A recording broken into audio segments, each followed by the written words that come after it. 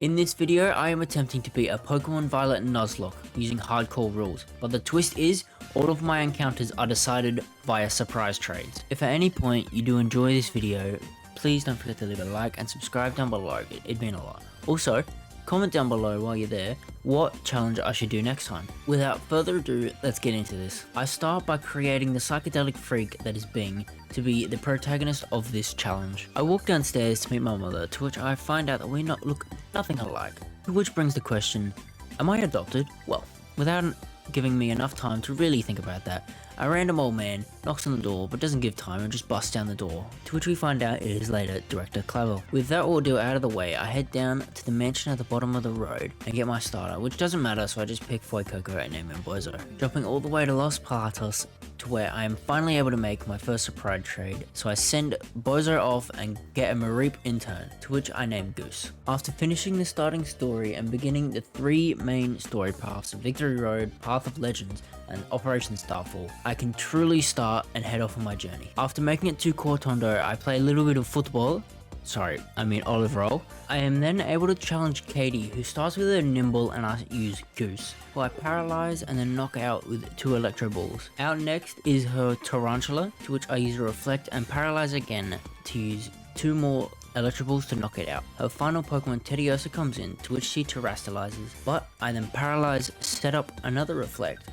and Confuse Ray, living on 4 HP before getting a lot of luck and knocking it out with 4 Electro Balls, winning me my first badge and meaning I can get my second team member, and at this point I allowed myself to get a new member after every badge. For getting my next member, Goose evolves into his second evolution, Flaffy. I then trade out my next Pokemon to get my second team member, which turns out to be a Smoliv. After heading east, I am able to take on the second badge of this run, Clorf. At this point, Flaffy was over leveled, so I couldn't use him, but Smoliv was more than enough to deal with the first phase, and this, after him taking his Herbamysticas, he was then taken out in the second phase pretty easily by me and Arvin. With that, I've gotten the second badge and I can get myself a new team member, which turns out to be a Sprigatito. I evolve my Sprigatito into a Floragato and then take on the second gym leader of this run, Brassius. Battle with Brassius is very easy as I have taught Floragato Acrobatics, which one-shots his first 2 Pokemon, Petlil and Smoliv, and his final Pokemon, the Terastillized Sudowoodo, comes in and is KO'd by 3 more Acrobatics. Brassius beaten, I can get myself another team member, to which I trade out my next Pokemon and in comes a Drowsy. The next challenge after Brassius is the second Titan Bombardier, whose first phase is taken out very easily by Flaffy. After his Herbamysticas, he suffers the same fate as well.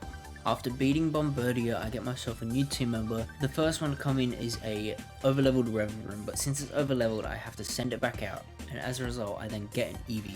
I then wait until it goes to night time so I can evolve my Eevee into an Umbreon. After causing a mass extinction of a lot of dark types, I can finally take on Giacomo. He leads with his Ponyard and I lead with Goose, who sets up a Reflect and KO with a couple Brick Breaks. His Revavroom comes in up next, to which I hit with the Brick Break and then switch to Umbreon, so I can use Sand Attacks, forcing it to use Swift, and then whittle its health down with the rest of my Pokemon until I can KO with Floragato, winning me my next badge. With my new badge, I'm able to get a new team member. I get myself a Nacli. Next, I head up north to Levincia and beat up Nemona, and then also play a little bit of Oswaldo with Director Clavel. After the gym test, Nacli evolves into a Knuckle Stack, to which I am then able to take on the streamer Iono. Iono leads with her Wattrel and I lead with Torque, the Knuckle Stack.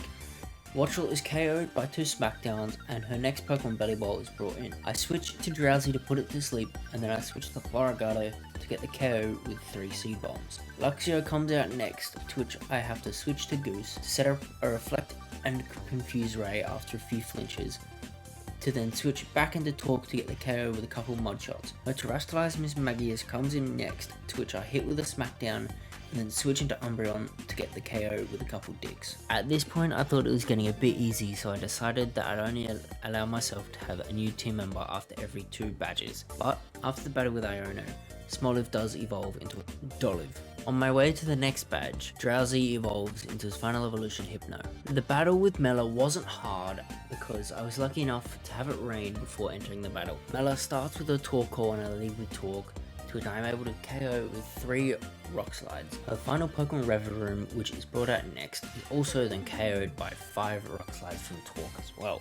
With earning the next badge from Mela, I am able to get myself a new team member, which turns out to be a Froakie. On my way to the next Titan, Orthworm, Froakie evolves into a Frogadier. Next up, I fight the next Titan, Orthworm, who I deal with pretty easily, and with help from Arvin, I take out the second phase quite easily too. After completing the Cascarapa gym test, Flaffy evolves into an Ampharos. The battle against Kofu goes pretty swimmingly as he starts with his Veluza and I start with Ampharos. I set up a Reflect and then KO with 2 Electro Balls. His next Pokemon Wugtrio comes in next. I hit it heavy with an Electro Ball, but then I have to switch out into Hypno to get the KO with Psybeam. His final Pokemon Crabominable is Terastillized but then put to sleep by Hypno before it can do anything, so I can then switch into Floragato and KO with 2 Seed Bombs. With Kofu's Gym Badge acquired, I can then get myself my next team member, which comes in as a Capsicid.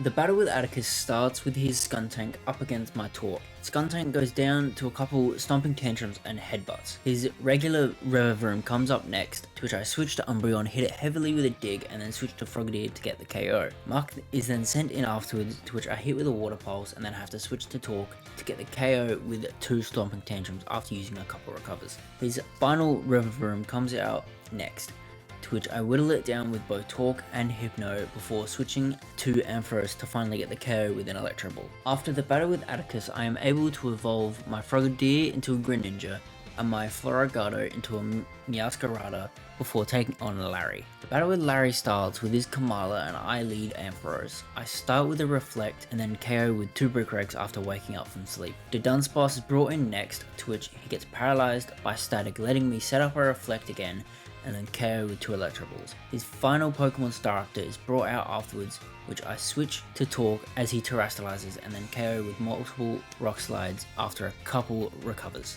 After the battle with Larry, I don't get much time to think as I am challenged to a battle by Nemona. I lead with Ampharos, who is able to knock out her Lycanroc with 2 Brick Breaks after a Reflect. Gumi is brought in next, to which it is also taken out by 2 Brick Breaks. Hormo is sent in afterwards, so I switch to Hypno to put it to sleep and then KO with a Zen Headbutt. Her final Pokemon Meowscarada is sent out, so I bring my own in and KO with 2 Acrobatics. After the battle with Nemona, my Knuckle stack evolves into a Garganicle.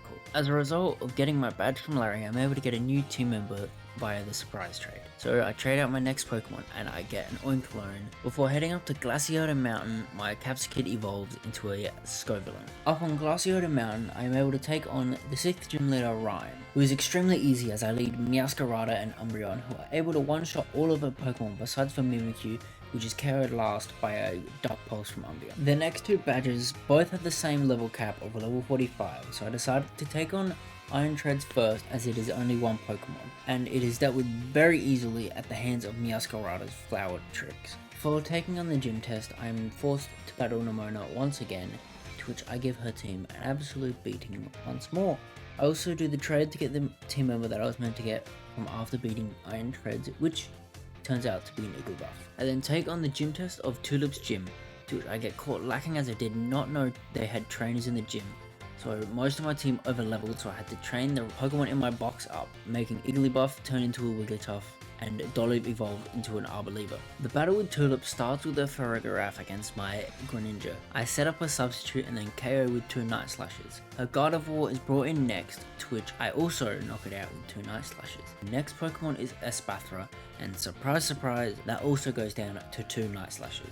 But her final Pokemon Florges is brought in next, so I have to switch out into Scovillain when she Terastillizes, who hits a Crunch before having to switch out again into Arboliva to hit with a Energy Ball, who then also has to be switched out for Pepper, who is then able to KO with a Headbutt. After Tulip, I make my way back up Glaciota Mountain to take on the final gym leader Grusha. He leads with his Frostmoth and I lead with Torque, who is able to knock out the Frostmoth with 1 Rock Slide, to which Beartic enters next, and after barely surviving an Earthquake, I hit it with a Rock Slide before switching out into Hypno, who is able to get the KO with a Psychic. The next Pokemon Titan comes in next, so I put it to sleep and then switch to Ampharos to set up a Reflect and KO with Discharges. His last Pokemon Altaria is brought out after that, to which I hit with 2 Brick Breaks before switching to Umbreon to KO with 2 Dark Pulses. With that badge, I'm able to get another team member, so I send out my next trade and I get a Scatterbug in return, to which I evolve straight away into a Vivillon, ready for Ortega's battle. After Grusha, I then head down to take on Ortega,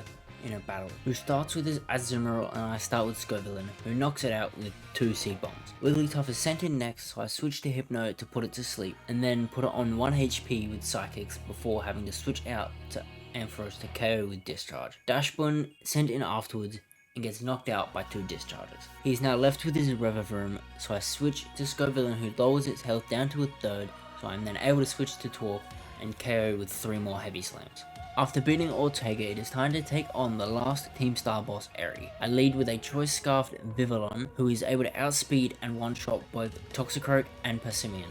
Her Annihilate is sent in next, to which lands an Ice Punch before being knocked out by 2 Hurricanes. Lucario is brought in next, so I switch to Scovillain and KO with a Flamethrower. Her final Pokemon, Revavroom, is brought in afterwards, so I lower its health with Torque before ultimately switching into Hypno to KO with 2 more Psychics. It's time to take on the last badge of this run, the Titan Tatsugiri. The first 2 phases of Don Donzo are taken out very easily with Flower Tricks, and the final phase of Tatsugiri is also taken out with a few more Flower Tricks by Mousecurata. With all the badges collected, I am able to get my last trade done, to which I send out my next Pokemon and I get a Rufflet. With everything done, it is time to take on the Elite Four. Okay, let's do that again. Now that we've passed the test, it's finally time to take on the Elite Four. The first Elite Four member that I face is Rika, but her battle is one of the easiest battles of the challenge, as all of her Pokemon are one-shot by Flower Tricks besides for Donphan, who is taken out by 2 hits because of its sturdy ability. The second Elite Four member is the child Poppy. She leads with Copperajah, which is taken out by 2 Earthquakes from Torque after setting up a Stealth Rocks. Bronzong enters next, so I switch to Meowscarada and KO with 2 Night Slashes. Her Corviknight is up next, so I switch to Goose, who gets a static on the first turn and KO with a Thunderbolt. Next Pokemon is Magnezone, to which it is taken out by 2 Focus Blasts from Goose. Her final Pokemon Tinkaton comes in, which gets paralyzed by Static and hit with a Focus Blast before switching to Scovillain to KO with 2 Flamethrowers. The battle with the third Elite Four member, Larry himself, is very easy, possibly easier than Rika's battle, as every Pokemon is one shot by Stone Edge, besides for Altaria, as it is knocked out by Avalanche. The last Elite Four member is Hassel. He leads with his Noivern and I lead with Torque. Torque gets hit with a Super Fang before KOing with an Avalanche. Dragalge comes in next, so I PP stall his Hydro Pumps with a Recover, KO with 2 Earthquakes. Haxorus enters after that, to which is then KO'd by an Avalanche. His next Pokemon, Flapple, suffers the same fate as his Haxorus. Hassel then brings in his last Pokemon, Baxcalibur, to which I switch to Wigglytuff to put it to sleep and then switch to Greninja to kill with 2 Ice Beams after surviving a Glaive Rush. It is time to take on the champion of the Paldean region, Geeta. She leads with her Espathra and I lead with Meowscarada, who is able to get the one-hit KO with Night Slash. Next up is her Go-Go, which is knocked out with 2 Acrobatics. Avalog is brought out next, so I switch to Torque to get the KO with 2 Stone Edges. Her next Pokemon is Veluza, so I switch back to Meowscarada and to KO with a single Flower Trick. King Gambit out next, to which it is also KO'd by 2 Brick Breaks. Her final Pokemon, Glimmora, comes out, so I switch to Goose to hit with the Focus Blast and then bring in Greninja to get the final KO with a Surf. After the battle with Geeta, I evolve my Rufflet into a Braviary, and then go on to complete the storylines of Path of Legends and Starfall Street before taking on the battle with Nemona, to which I do also complete, but in the battle I made a mistake and I lost the lives of Scovillain, Oinkologne and my Greninja. After gathering this ragtag team of 10-year-olds, I go on to take on the mysterious Area Zero. After making my way to the bottom of Area Zero, it was finally time to take on the last obstacle of this run, AI Professor Turo. He leads with his Iron Moth and I lead with Torque, who knocks it out with 1 Stone Edge. His next Pokemon is Iron Thorns, but it is also KO'd in 1 hit from an Earthquake. Iron Hands is sent in next, so I switch to Skit to put it to sleep. I hit it with 2 Hurricanes before it wakes up and knocks out Skit. So I bring in Goose to get the KO. His Iron Jugulis is brought out next, to which I KO with a Thunderbolt. His next Pokemon, Iron Bundle, is also taken out by a Thunderbolt too. His final Pokemon is Iron Valiant. Goose is knocked out straight away, so I can then bring in Braviary to KO with a final Brave Bird, meaning I have beat Professor Turo and in turn completed the challenge. I also beat the second battle with, I guess, the Miraidon, but that doesn't matter. I hope you do enjoy that video. If you did, don't forget to leave a like and subscribe down below. Thanks for watching.